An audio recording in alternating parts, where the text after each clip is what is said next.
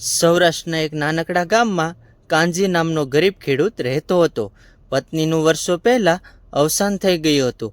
તેની એક જ દીકરી હતી, ગૌરી. ગૌરી ભલે ગરીબ ઘરમાં જન્મી હતી, પરંતુ ખૂબ બુદ્ધિશાળી, સંસ્કારી અને મહેનતુ હતી. કાનજી દિવસ રાત ખેતરમાં મહેનત કરતો, છતાં વરસાદના અભાવે પાક બરાબર થતો નહોતો. ઘર ચલાવવું પણ મુશ્કેલ બનતું. એક દિવસ કાનજી બોલ્યો, બેટા ગૌરી, આ વર્ષે પણ પાક બગડી ગયો. હવે તો શેઠ પાસે ઉધાર લીધા વગર ચાલે એમ નથી. ગૌરીએ કહ્યું, બાપા, ઉધાર લેતા પહેલાં સારી રીતે વિચાર કરી લેજો. ગામડાનો લાલચંદ શેઠ સીધો માણસ નથી, પણ મજબૂરી સામે કોનું ચાલે. કાનજીએ ગામના લાલચંદ શેઠ પાસેથી 50,000 રૂપિયા ઉધાર લીધા. શેઠે કહ્યું, કાનજી, એક વર્ષમાં પૈસા પાછા આપી દેશે તો સારું, નહીં તો તારી જમીન મારી. કાનજીએ મજબૂરીમાં અંગૂઠો મારી દીધો. એક વર્ષ પછી ફરી વરસાદ ન આવ્યો. પાક નિષ્ફળ ગયો.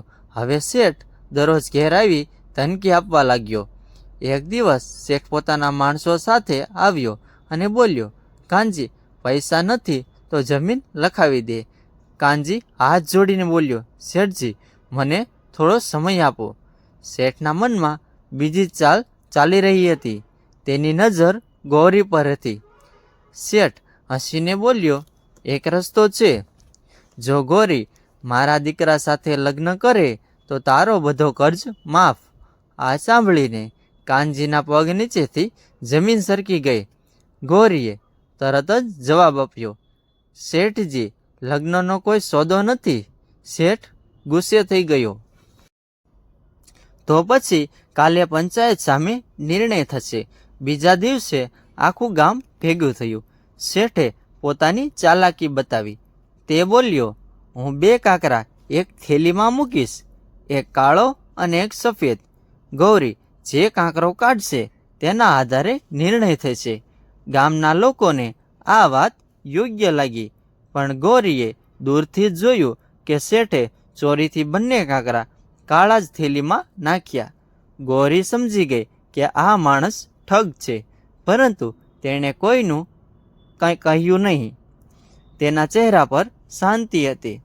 બધા લોકો વિચારતા હતા કે હવે ગરીબ ખેડૂતની દીકરી શું થશે.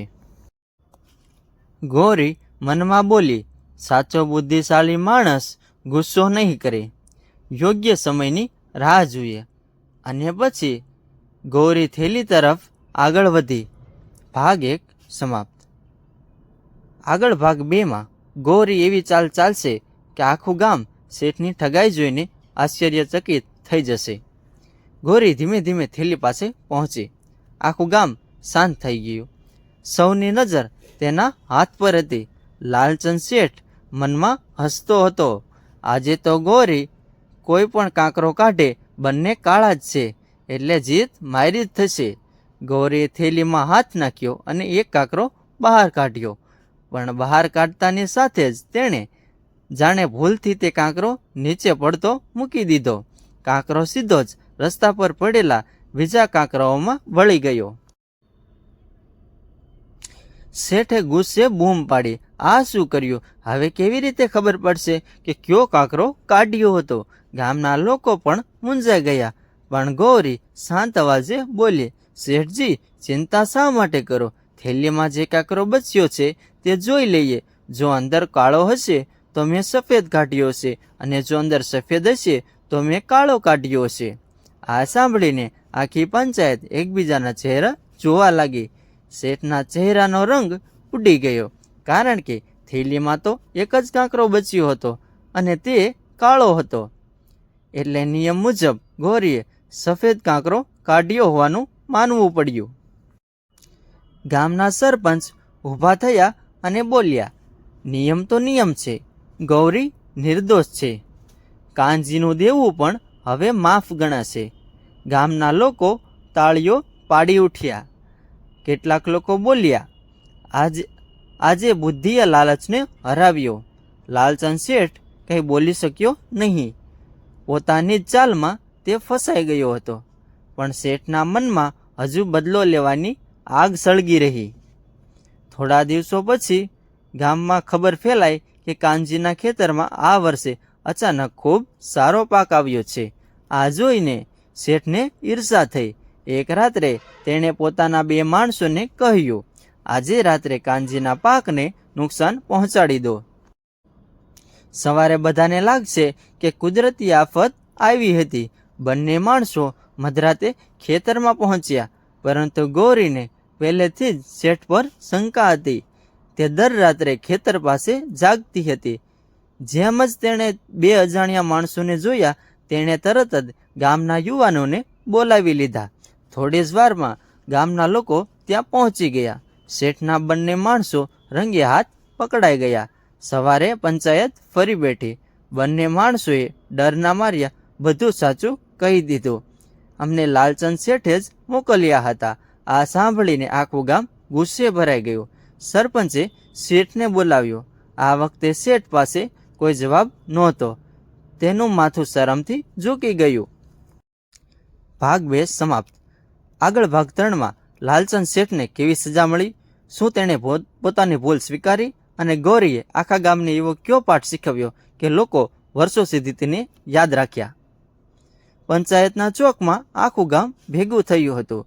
સૌની નજર લાલચંદ શેઠ પર હતી. ગઈકાલ સુધી જે શેઠ પોતાના પૈસાના જોરે ગામને ડરાવતો હતો, આજે એનું માથું શરમથી ઝૂકી ગયું હતું. સરપંચે ગંભીર અવાજમાં પૂછ્યું, શેઠ, હવે કંઈ પણ કહેવું છે? તારા માણસોએ બધું સત્ય કહી દીધું છે.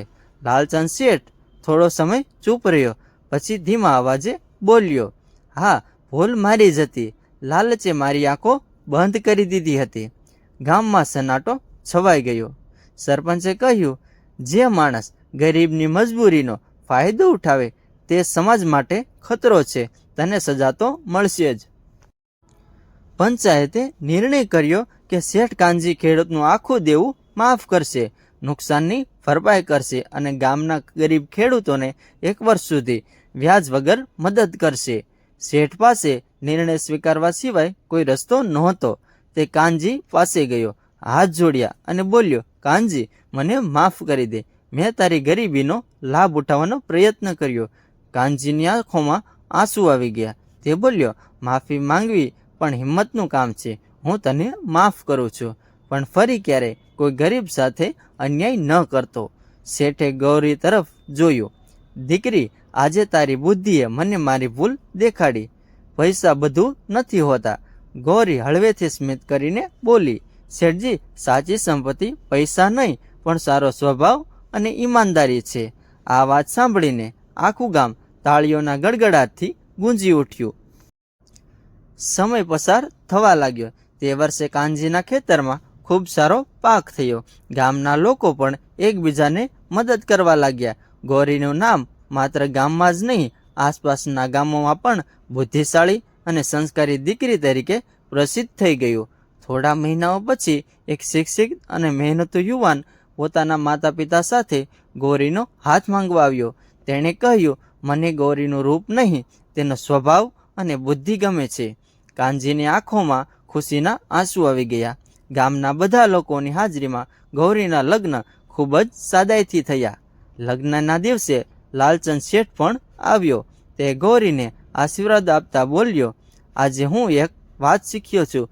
જે માણસ સત્ય અને બુદ્ધિના માર્ગે ચાલે છે તેને હરાવવો કોઈના માટે શક્ય નથી. ગૌરીએ જવાબ આપ્યો, જીવનમાં મુશ્કેલીઓ આવશે, પણ જો ધીરજ, બુદ્ધિ અને સચ્ચાઈ સાથે નિર્ણય લઈએ તો ભગવાન પણ આપણો સાથ આપે છે. વર્ષો પછી જ્યારે લોકો આ ઘટનાની યાદ કરતા ત્યારે પોતાના બાળકોને એક જ વાત શીખવતા, ધનવાન બનવું મોટી વાત નથી, પણ સારો માણસ બનવું સૌથી મોટી વાત છે. અને લાલચંદ શેઠ તે ખરેખર બદલાઈ ગયો. તેણે ગરીબ ખેડૂતોને મદદ કરવાનું શરૂ કર્યું, વ્યાજખોરી છોડી દીધી અને ગામમાં એક નાની શાળા પણ બંધાવી. લોકો હવે તેને ઠગ શેઠ નહીં પરંતુ સુધરેલો શેઠ કહેવા લાગ્યા. કાનજી ખેડૂત પોતાના ઘરના આંગણે બેઠો હતો. ગૌરી જ્યારે પિયર આવતી ત્યારે તે ગર્વથી કહેતો, મારી દીકરીએ મને માત્ર બચાવ્યો નથી પરંતુ આખા ગામને સત્ય, બુદ્ધિ અને ઈમાનદારીનો રસ્તો પણ બતાવ્યો છે. આ વાર્તા પરથી મળતો બોધ, પૈસાથી માણસ મોટો નથી બનતો. સાચી બુદ્ધિ, સચ્ચાઈ, ધીરજ અને સારા સંસ્કાર અંતે હંમેશા જીતે છે.